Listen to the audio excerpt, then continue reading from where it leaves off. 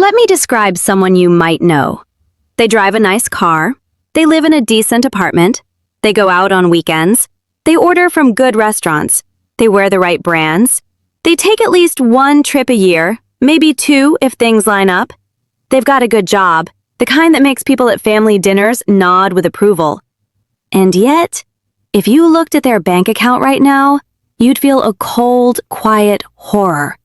Not because they're irresponsible, not because they're stupid, but because everything they were taught about how a successful life is supposed to look is slowly draining them dry.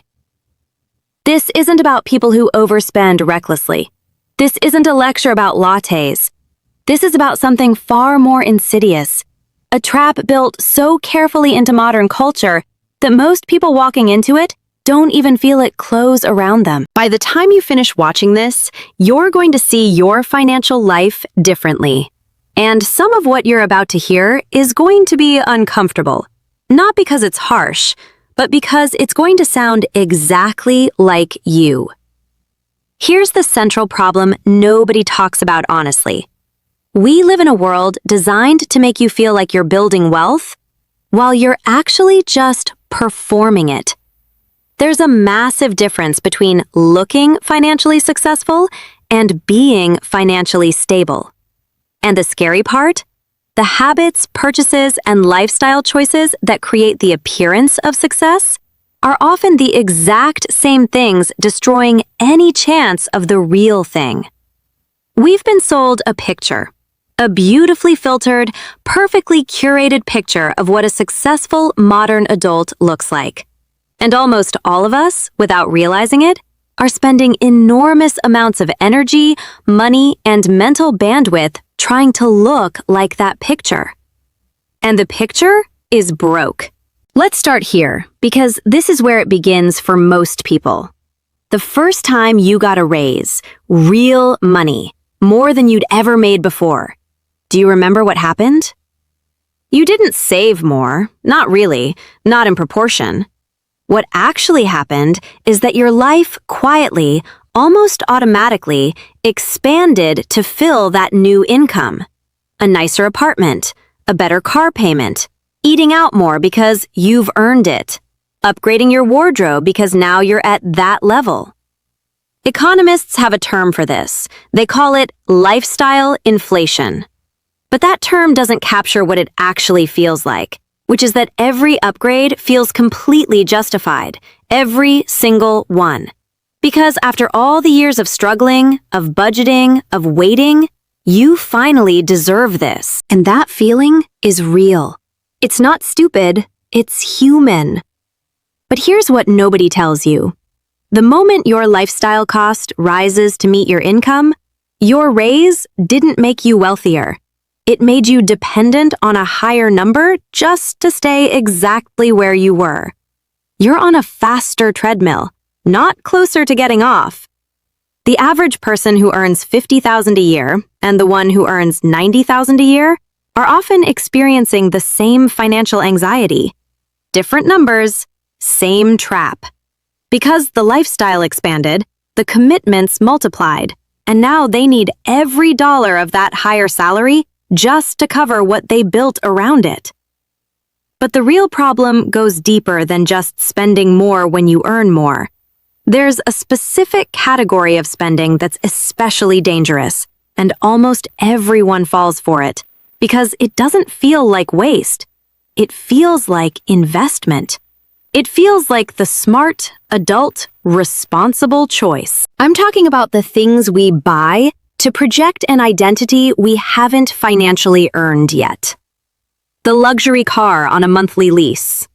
The apartment in the right neighborhood that eats 60% of your take-home.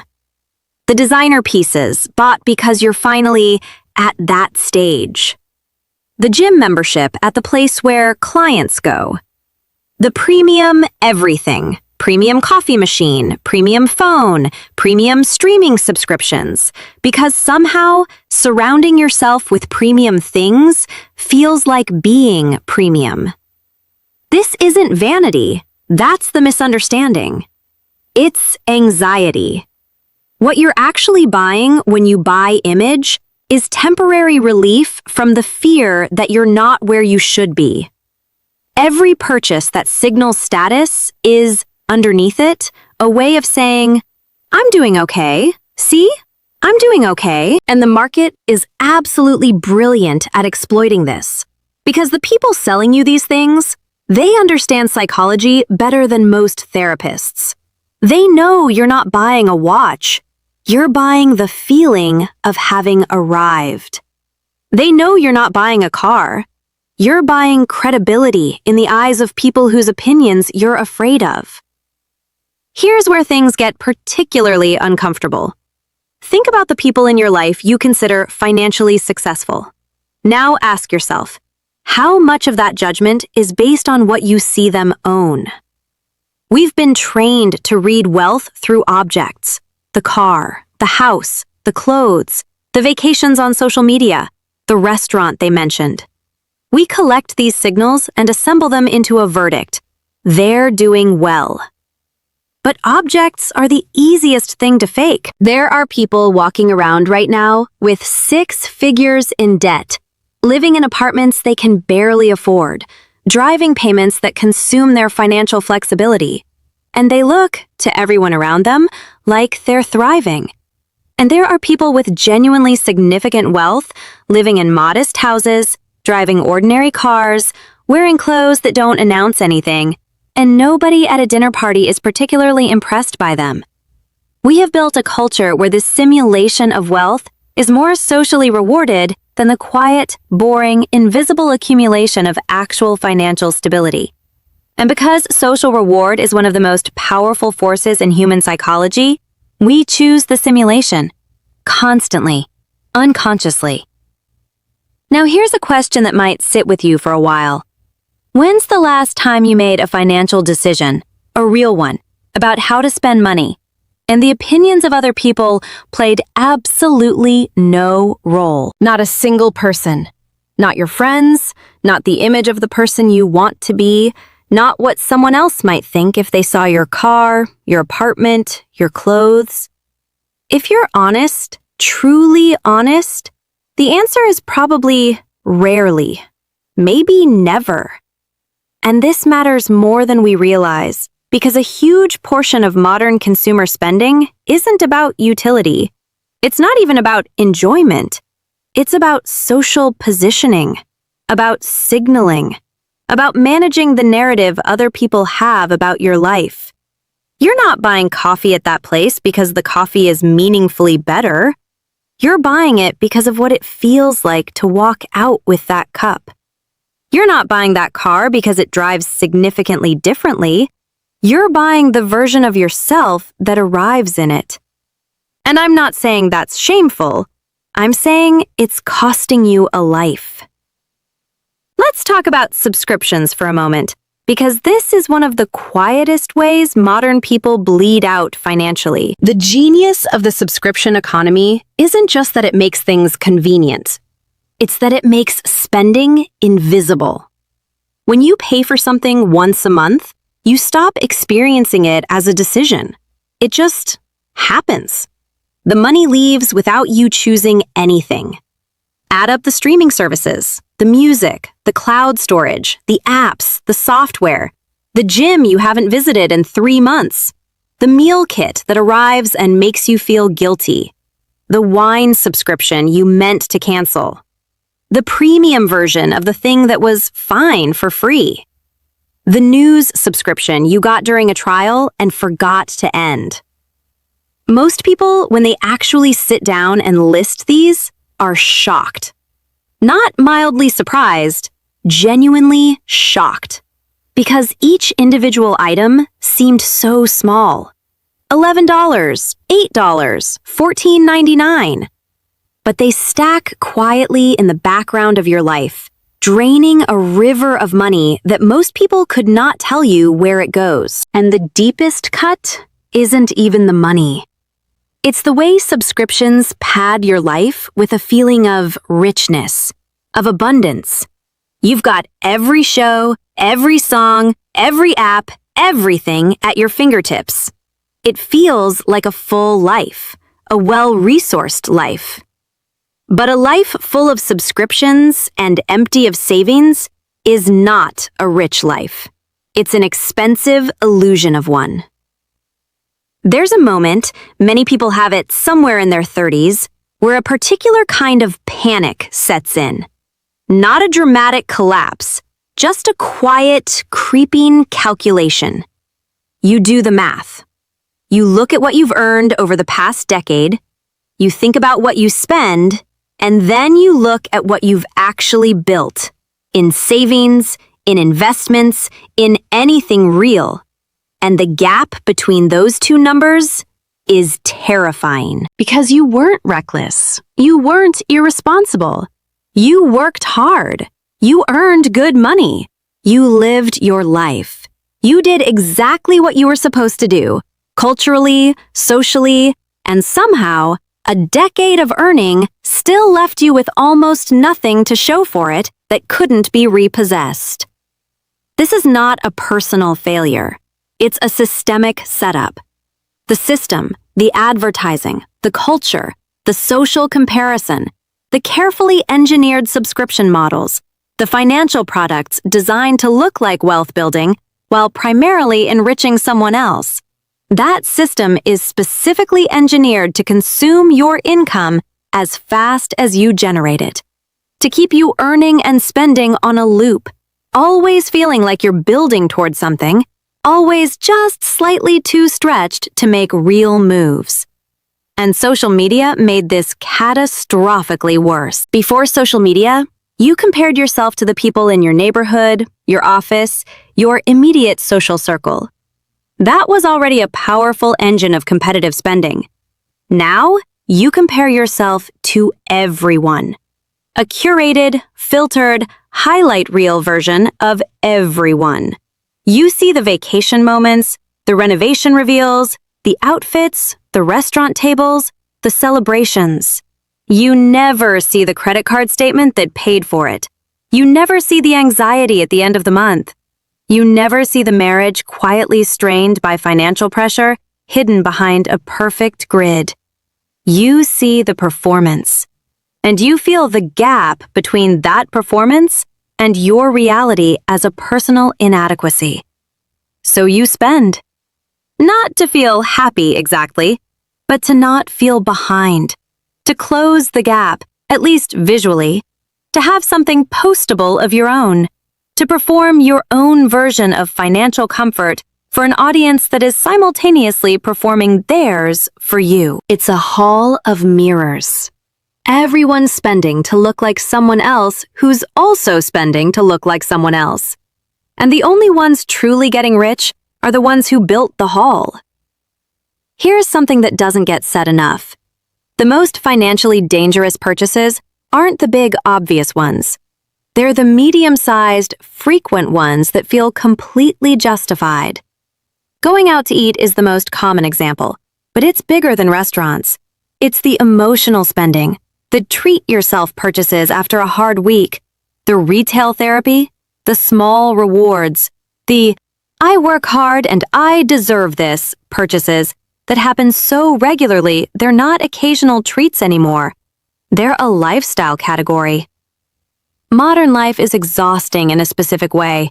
It's relentlessly stimulating, chronically stressful, socially pressurized, and emotionally draining. And consumer culture has a very elegant solution to all of this. Buy something. Stressed? Buy something. Bored? Buy something. Celebrating? Buy something. Mourning? Buy something. Anxious about the future? Buy something now. Spending has become the primary cultural coping mechanism. And the problem isn't that any individual purchase is wrong. The problem is that when spending is your emotional management strategy, you will never be able to out-earn the cost. Because the emotional need is bottomless, and the buying never actually fills it. Let me paint a specific picture. Someone, late 20s, maybe early 30s, earns what their parents would have considered a genuinely impressive salary. Their rent is high, but it's in the right area. Their car is on a lease. Practical choice, really. They eat out several times a week because cooking after a long day is too much, and they deserve the break. They travel once or twice a year.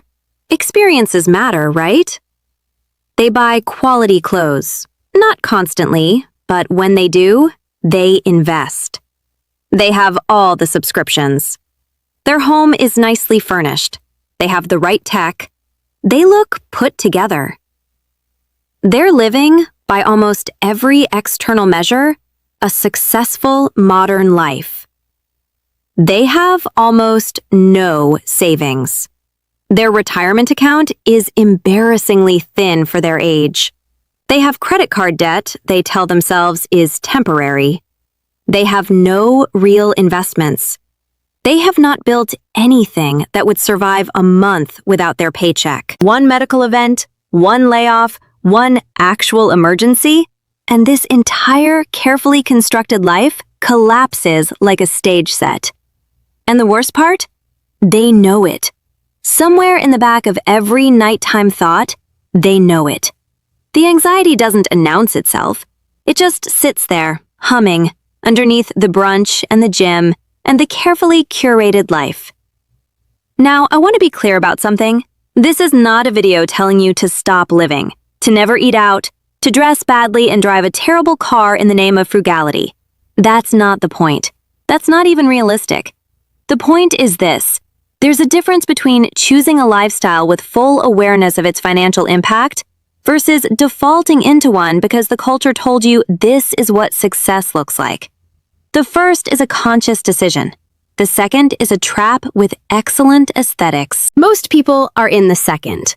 Not because they're weak or stupid, but because every single signal in the environment, the advertising, the social media, the peer comparison, the financial products, the cultural narrative, all of it is pointing in the same direction.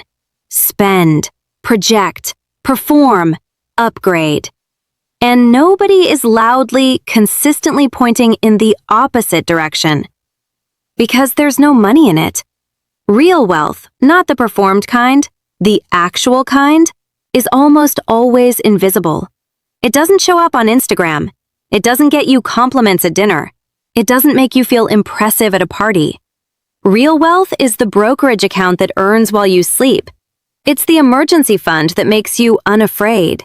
It's the savings that give you the option to say no to things, a job, a situation, a person, without financial terror holding you in place. Real wealth is freedom. Quiet, boring, invisible freedom. And the tragedy of performing wealth instead of building it is that you trade the real thing for the image of it. You get the social approval, which lasts for a moment, and lose the security, the options, the ability to actually live on your own terms. Here's the thing about the middle of this trap. Once you're in it, once your lifestyle has expanded, your commitments have solidified, your identity has attached to a certain image, getting out feels violent. Downgrading feels like failure. Cutting back feels like going backward. The people around you who are in the same trap reinforce the standards constantly. Even talking about this is somehow uncomfortable because it implies that the life you've built is somehow not as solid as it looks. But here's the other truth. The most financially powerful thing you can do is to stop performing for an audience that's too busy performing to actually notice. You can start small. You can start with awareness. You can look at your last month of spending and genuinely ask, which of these things made my life actually better? And which of them were buying a feeling that lasted until checkout? That question, taken seriously, changes things. There's a kind of person who figured this out younger than most. You've probably met them. They don't dress impressively. They live somewhere modest. They've never posted a vacation on social media that made you feel bad about your own life. But around 40, something quietly becomes visible. They're not stressed the way other people are. They have options. They made a move, or turned down a job, or took a risk, and it wasn't reckless because they had the foundation underneath them. The boring, invisible, unsexy decision to not perform wealth, to actually build it, compounded into something real, while everyone around them was still paying off the image. You don't need to become someone else. You don't need to adopt a new personality or live a joyless life or preach finance at dinner parties. You just need to start seeing the difference between what actually makes your life better and what's just performing that it does. Because the lifestyle that makes you look rich but keeps you poor isn't just about money. It's about what you're actually building with your time on Earth. And one day, maybe sooner than you think, you're going to want something that can't be bought. Peace, options, security, the ability to stop. And on that day, the only question that's going to matter is whether you built it or just looked like you did.